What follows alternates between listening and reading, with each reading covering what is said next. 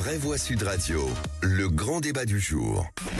L'Amérique change de visage aujourd'hui avec la cérémonie d'investiture de Donald Trump à la Maison-Blanche. Hello Washington and hello America. We're going to stop the invasion of our borders. We're going to reclaim our wealth and we are going to make America great again.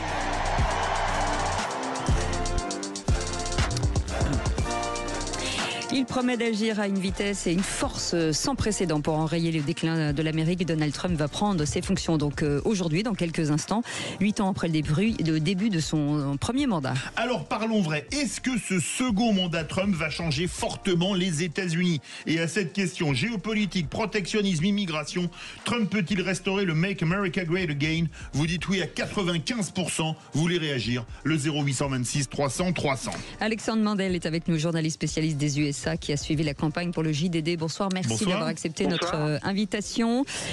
Françoise Degois, voilà. Est-ce que il peut enrayer ce déclin ou est-ce qu'il a envoyé suffisamment de positifs pour faire croire aux Américains que ce sera le cas? Moi, j'en sais. Moi, je ne sais pas ce que sera Trump 2. Je pense que ça sera la quintessence de Trump 1. Donc, il est sans limite. On va voir les décrets qu'il signe ce soir, en sachant quand même que tous les décrets peuvent être attaqué par le moindre tribunal, il faut quand même le savoir, hein. C'est pas parce qu'il décrète que les choses arriveront, ça c'est le premier point.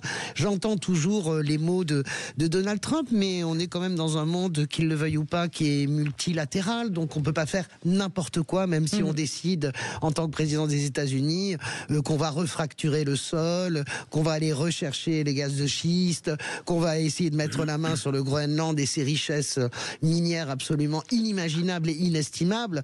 Il peut dire les choses. Après, il y a l'action, et l'action, qu'est-ce que vous voulez que je vous dise? Il est, comme les copains de Donald Trump, un peu plus puissant parce que c'est la plus grande démocratie du monde, mais il sera obligé de faire avec un monde multilatéral, qu'il ne le veuille ou pas. Jean-Michel Fauvergue.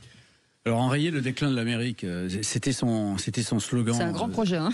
Oui. C'était son slogan de campagne qui a été repris par tout le monde, et maintenant c'est rendre à l'Amérique sa grandeur, exactement. Et maintenant, c'est comme une vérité. C'est une vérité qui est colportée par tous. Est-ce que l'Amérique est les USA sont en déclin? Oui, non. Que peut-il faire pour ça? Effectivement, il n'est pas le seul. Alors, c'est la première puissance du monde, et effectivement, quand l'Amérique éternue, tout le monde s'enrhume, mais il peut pas jouer tout seul. Et j'espère que ça va aider. C'est peut-être la meilleure des choses qui puisse arriver à l'Europe pour se réveiller et pour faire bloc. Jean-Christophe Couvi. Pour comprendre Trump, il faut lire Machiavel, parce que effectivement c'est les bases un petit peu de la politique, et il a ce qu'on appelait autrefois l'aura charismatique de l'império. L'império, en fait, c'est ça, c'est la capacité de commander les gens dans la durée, dans le temps. Et en fait, c'est ce lien avec le peuple. Il a inventé ce slogan de retrouver effectivement de redresser l'Amérique en déclin, et ce qui est intéressant, c'est cette incarnation qu'il a créée en disant, moi c'est la sécurité et la justice. Voilà. Et une fois que vous avez créé ce lien avec le peuple, vous pouvez durer. Et donc on voit que quoi qu'on dise, quoi qu'on en parle, quoi qu'on pense même de Trump, il a quand même cette incarnation d'homme un peu qui arrive et qui va redonner de la confiance aux gens. Un peu le sauveur, voilà. Et c'est ce que les gens aujourd'hui, quand il y a des crises, c'est ce que les gens cherchent. Aujourd'hui, regardez en France, vous avez une crise environnementale, migratoire aussi, économique, de délinquance, etc. Et on cherche justement des personnages assez durs qui incarnent justement ce ressort. Et je pense que Trump, il a su parler aux Américains, contrairement à ce que tous les idéologues peuvent dire. Alexandre Mandel. Alexandre Mandel, vous êtes journaliste spécialiste des USA, vous avez suivi la campagne pour le JDD. Sur quel sujet Trump sur quel sujet Trump est-il le plus attendu? L'économie, l'immigration, sur quoi? Sur l'économie, c'est pas sur l'immigration. Tous les sondages sortis des urnes ont montré qu'il avait été surtout choisi pour redonner du pouvoir d'achat aux Américains. Les Américains, à tort ou à raison, associent surtout l'image de l'administration Biden à celle d'une vie chère. Donc je ne sais pas s'il aura des résultats, rapide sur l'inflation, sur le porte-monnaie des Américains, viennent ensuite les préoccupations sur l'immigration. Et c'est là, je pense, que ce soir, notamment quand il prendra cette série de décrets, et notamment, je présume, en déclarant l'état d'urgence, ce qui permettra d'éviter d'avoir à être attaqué par les tribunaux. Je pense que c'est là qu'il aura des résultats les plus tangibles finalement, y compris en termes d'image. Mais c'est vrai qu'aujourd'hui, quand vous parlez à un électeur, j'aime pas employer le terme électeur moyen de Trump, il va surtout vous parler, avant de parler d'identité et d'immigration, il vous parlera de pouvoir d'achat, il vous parlera de son portefeuille, il vous dira qu'il peut plus amener ses gosses à Disney une semaine par an en vacances, peut plus changer de voiture, etc. Il a récupéré, si vous voulez, cet électorat qui appartenait aux démocrates, qui était un électorat de col bleu, de classe moyenne, qui pouvait avant se payer un pavillon, 2 ou 3 voitures, et envoyer ses gosses à l'université. C'est plus le cas, ça. J'aime beaucoup votre analyse parce que je la trouve extrêmement prosaïque et elle confirme effectivement tout ce qu'on a vu et tout ce qu'on a compris dès le début de la victoire de Trump. Est-ce qu'il peut... les gens se sont dit, avec lui, j'ai plus d'argent à la fin du mois qu'avec Biden. Voilà. C'est un truc assez... C'est presque injuste pour Biden. Oui, c'est injuste parce qu'il a ramené l'inflation quand même, Biden. Non, mais j'ai une question, moi, à vous poser qui me paraît... Il a l'inflation, surtout. Bien sûr. J'ai une question quand même à vous poser parce qu'on connaît les grandes déclarations de campagne. On sait comment a fini d'ailleurs le mandat de Trump. Il a fini un peu dans le désastre aussi à cause du Covid. Donc, est-ce que moi je sens quand même une Amérique qui est extrêmement divisée. J'entends ce que dit notre ami Jean-Christophe sur l'Imperio, la Fortuna de Machiavel. Enfin, la réalité, c'est que les États-Unis sont quand même coupés en deux. Est-ce que vous le ressentez, ça? Je suis pas tout à fait d'accord avec vous. C'est une question. Et Serge, je suis pas tout à fait d'accord justement avec vous. Alors, c'est la question pour y répondre. Je pensais très souvent, on a utilisé le terme, ils sont polarisés. L'Amérique n'a jamais été aussi polarisée. En réalité, c'est Trump en lui-même est polarisant. Mais quand vous interrogez les Américains, qu'ils soient démocrates ou républicains, ils ont à peu près les mêmes motifs de mécontentement et les mêmes attentes. Les Américains sont plutôt d'accord sur beaucoup de choses, y compris sur le wokisme, sur et de donner l'impression que c'est. Moi, je pense qu'en réalité, c'est comment dire, le Parti démocrate et le Parti républicain sont eux-mêmes, c'est eux qui sont polarisés, qui tirent un coup à gauche, très à gauche, et un coup très à droite. Mais quand vous parlez avec des Américains, l'Américain de base, on pourrait faire des tablés d'électeurs démocrates et d'électeurs Joe Sixpack, comme disent les Américains. Ils sont plutôt d'accord. Jean-Michel Fauvergue. J'en profite pour dire que Melania Trump vient d'arriver au centre du Capitole et qu'on voit arriver Donald Trump. Jean-Michel Fauvergue. Oui, moi je voulais vous poser la question suivante, c'est que on a une campagne qui a été très forte, très virulente, très dure de la part de Trump et contre Trump. Ça a été très dur dans les deux sens. Contre Trump aussi, j'allais y venir, et en particulier physiquement contre Trump, il y a eu deux tentatives d'assassinat, dont une est passée très très près. Est-ce que ça va marquer du fer chaud sur le long terme la société américaine? Et ça, c'est la première chose. La deuxième chose, est-ce que la lutte contre le wokisme, un wokisme qui est poussé à l'extrême aux États-Unis, beaucoup plus qu'en France, bien évidemment, est-ce que cette lutte contre le wokisme n'est pas un des atouts de Trump dans sa victoire? C'est une question qui m'est adressée, pardon. Oui, c'est à vous, Alexandre Model. Alors, il y avait deux questions sur la violence politique. Je dis souvent, attention, l'Amérique, c'est un pays qui est qui tue ses présidents. Violent. Oui, qui tue ses présidents. Qui tue ses candidats. Lincoln. Robert Kennedy en 68, qui était en pleine primaire. C'est pas une nouveauté, les gens sont armés, etc. C'est pas une nouveauté. C'est-à-dire, quand vous dites que ça va marquer sur le long terme, ce qui s'est passé contre Trump est finalement déjà un symptôme de cette Amérique violente. Sur la deuxième question, sur le wokisme, oui, évidemment, et je pense qu'il a marqué beaucoup de points là-dessus. À telle enseigne qu'on voit maintenant certains élus, pas tous, mais certains élus démocrates comprennent que le wokisme, dont ils espéraient qu'il serait un argument, si vous voulez, électoral pour séduire telle et telle catégorie d'électeurs, un peu comme ils avaient fait avec l'électorat afro-américain après le vote des droits civiques en 65. Je pense que les démocrates voient que finalement ça ne leur donne aucun bénéfice politique.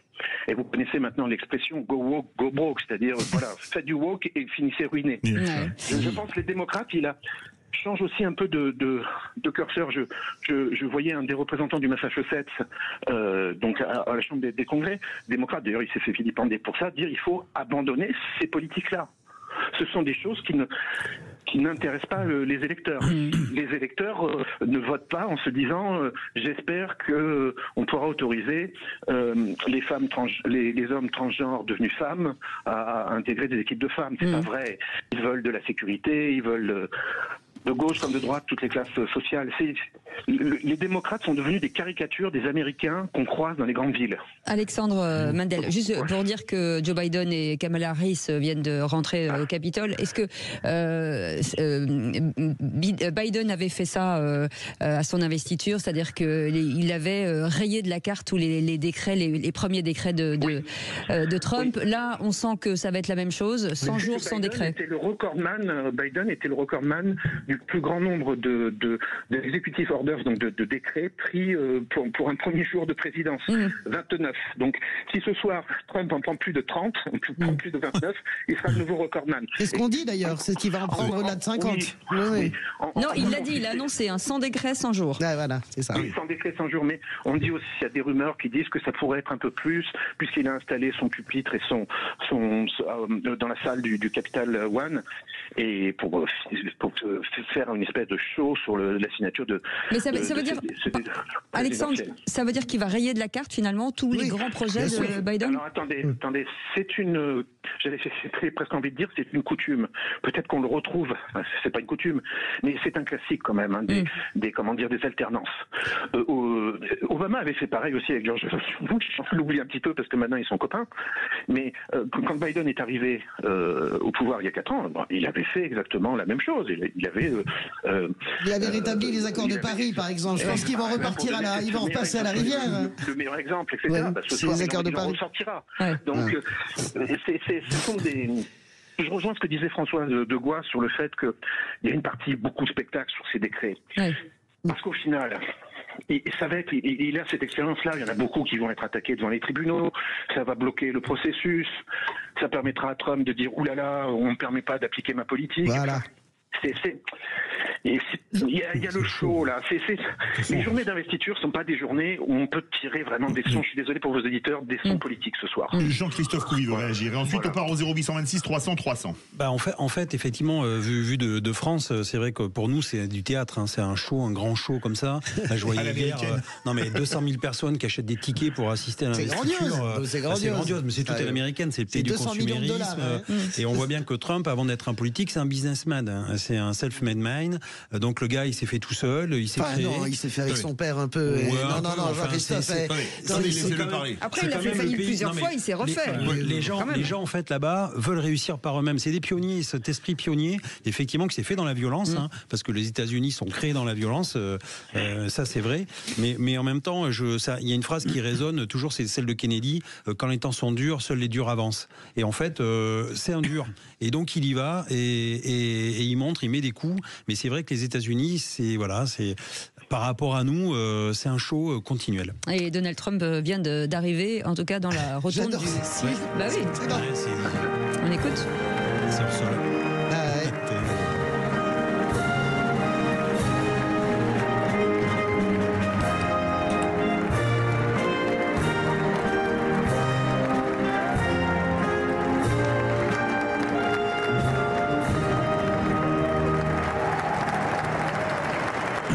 On sent, Alexandre Mandel, que finalement c'est la revanche de l'Amérique oubliée. Hein. Oui, elle est d'autant, cette revanche est encore mieux incarnée par ce comeback de Donald Trump. Écoutez, c'est du vocabulaire que j'entends depuis 8 ans. Déjà, il y a 8 ans, on disait c'est la revanche de l'Amérique oubliée. Les journalistes, il y a 8 ans, commençaient à découvrir qu'il y avait une catégorie d'électeurs qui avaient quitté le Parti démocrate ou qui n'avaient même jamais voté et qui étaient venus vers ce populiste qu'est Trump. Bon, il y a cette revanche aujourd'hui, elle est en plus incarnée par un type qu'on a donné mort politiquement plusieurs fois. Oui, bien sûr. Je parle moi souvent on oublie un petit peu, mais les midterms midterms de 2022, c'était une catastrophe pour Trump. Oui, c'est vrai. Les candidats étaient... Et on oublie quand même très souvent que le Trumpisme n'est incarné que par Trump. Mais est-ce que vous pensez que... Pardon, je vous laisse finir, pardon. Oui, non, je veux dire, chaque expérience de candidat récupérant les thèmes du Trumpisme sans être Trump se sont soldés par des catastrophes électorales un peu partout. Allez, voilà. 0826 300 300, bougez pas. Alexandre Mandel, Ludovic de l'Ardèche. Alors, qu'est-ce que vous en pensez? Est-ce qu'il peut restaurer le Make America Great Again, Trump?